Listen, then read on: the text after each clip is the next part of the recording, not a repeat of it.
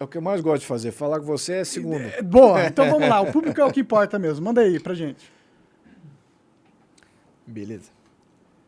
A primeira aqui é do William Dantas. Ele falou o seguinte: qual a participação da monarquia no sucesso das sociais-democracias escandinavas e suas políticas de bem-estar social? Em um país cheio de desigualdades sociais como o nosso Brasil, é possível implantar algo similar ao modelo nórdico de equidade social? Bom, primeiro, a monarquia veio antes do que o modelo de Estado social naqueles países. E muito antes do modelo de Estado social em todas as monarquias efetivas da Europa. Ela foi uma questão evolutiva, foi uma questão que aconteceu mais no século XX, exclusivamente no século XX, com alguns avanços e alguns retrocessos. Alguns voltaram atrás. A Suécia, por exemplo, já foi extremamente liberal durante um período muito longo, depois virou social-democrata, e voltou a ser liberal, e voltou a ser social-democrata. Então ele vive nesse fluxo. O que as monarquias europeias, para onde elas maturaram? Elas maturaram para estabilizar o sistema político. Ponto. A dinâmica social e econômica, se é social-democracia, se é liberalismo, se é alguma outra forma, que na verdade só tem essas duas vertentes aí positivas, né, ou socialista mesmo, né, vamos dizer assim, que teve alguns países que foram para o socialismo, as monarquias vêm para estabilizar. Você veja que nenhuma monarquia virou comunista. Você não tem modelo totalitário, ditadura, dentro das monarquias parlamentaristas europeias. Nunca teve. Sim. Né? Muito pelo contrário.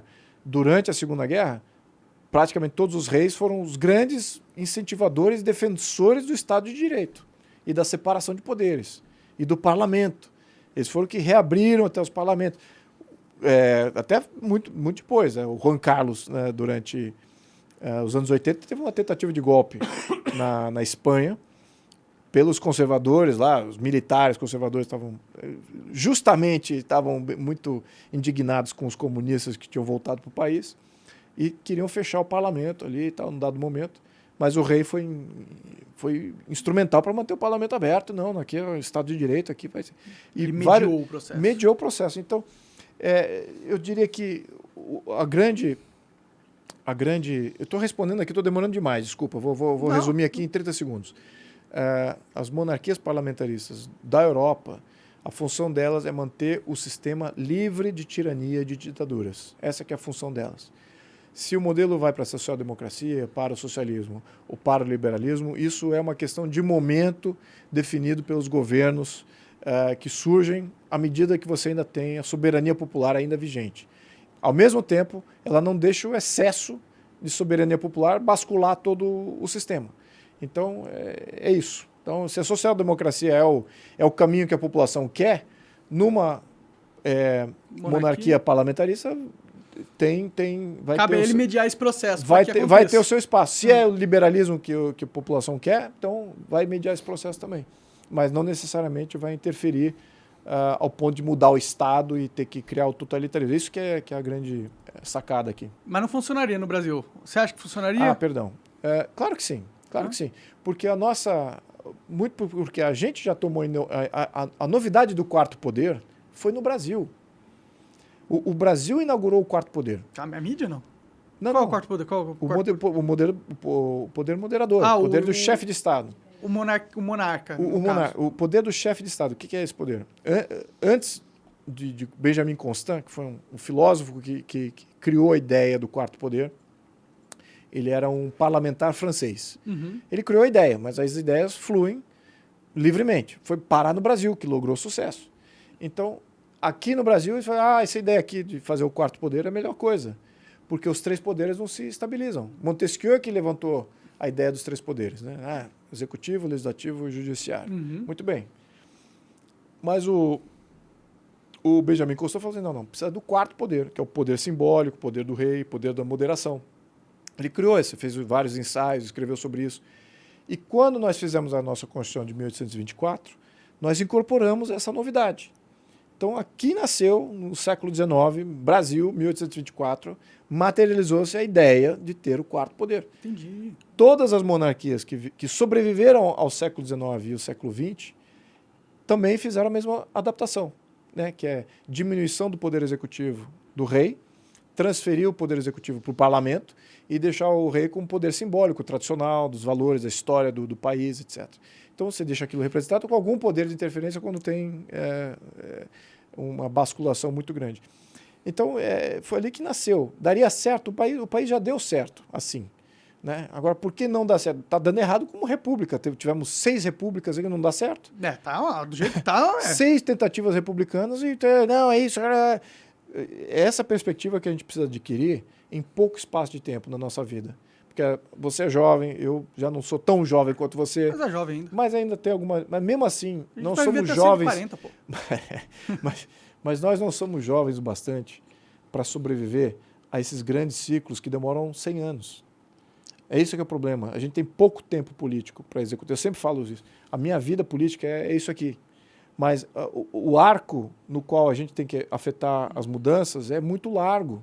Então é fundamental que a gente seja enérgico e represente a coisa certa no momento certo e crie essas opções para realmente criar essas rupturas. Senão nada muda, né? Senão é gerações que se perdem aí. Que é o que está acontecendo, né? É aprendizados que se vão a cada ano. E, quantas enfim, décadas perdidas já passaram? Pois é, né? então. Já 30 décadas. A Constituição de 88 já queria ser reformada em 89. Nos anos 90, em 1990 já queriam reformar. Precisamos rever, essa Constituição está errada, porque, olha, caiu o Muro de Berlim e tal, temos que rever a Constituição de 88. Então, veja, foi revisto? Não foi.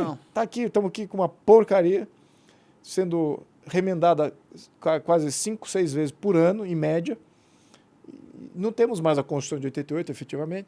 E fica aí, estamos aí. O resultado é esse: é tirania do judiciário, é interferência do poder executivo, é populismo, aí vindo, mexendo no Estado a todo momento, não temos estabilidade política, não temos estabilidade fiscal, não temos estabilidade nenhum fronte. Então, não tem país, né? Eu era contra essa ideia eu achava esquisito essa ideia de monarquia. Eu falei, pô, vamos voltar pros reis, a gente não tinha superado essa porra. Eu ficava nessa ideia. Ele ia adiante pros reis. Mas do jeito que tá, eu aceito monarquia, vamos lá, beleza. Não por isso. Quem que seria o rei? Seria você o rei, cara, se fosse monarquia? Mas você é o príncipe, seria. pô. Você quem que seria quem que tá na linhagem pra assumir? Tá, meu tio, Bertrand. Entendi. Ele seria um bom rei, na tua opinião, ou não? Sim, seria. Seria? Seria. Ele é um bom representante do símbolo e dos valores. Acho que seria um ótimo representante. Se ele tivesse só o poder do veto, só falar, não, isso é merda, eu daria esse poder pra ele. A gente tá precisando desse poder. Só o fato dele estar lá, às vezes ele nem precisa exercer o veto. Só o fato de ter ali a presença. E eu acho que isso já muda tudo. Você acredita que um dia a gente vai realmente pra essa linha? Ou você acha que é um sonho seu, um sonho mais que, porra, olha, não parece tudo que isso está dentro do escopo de realidades que existe no Brasil. A probabilidade existe? Ela não é zero. É alguma coisa. Ela é 100%? Também não é 100%.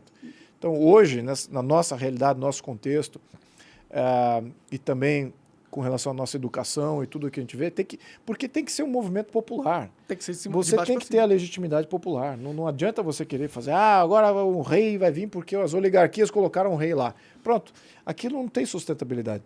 Tem que vir por mobilização popular. E quando é que a mobilização popular vai ter o tamanho e a massa crítica para fazer essa grande mudança?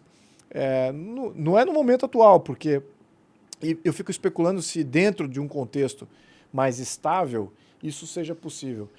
Geralmente, quando o pessoal fala de monarquia, é quando está naquela crise absoluta, né? Agora não funciona aí, vai cair o governo de novo. Aí começa a falar, puxa vida, não precisava lá do rei. Mas aí passa esse momento, aí já não se fala mais. Né? Então, eu diria que tem que ter um movimento bem organizado para, quando esses momentos surgirem, isso aparecer como sendo uma opção. Pode crer. E eu acho que é uma grande dádiva, uma bênção ao país que tenha essas opções. Porque tem país que nunca vai ter essa opção. Não tem uma história assim tão Não tão tem bonita, nada, né? muito tão ao contrário. Tem uma histórias bem tristes, assim, bem... É só ler a história dos países da América Latina. É uma coisa bem triste. Só né? ditador. Pô, lê a história do México, você fica... Você acha, aquele termo novela mexicana, a história do México é mais novela mexicana que as novelas mexicanas. Caralho.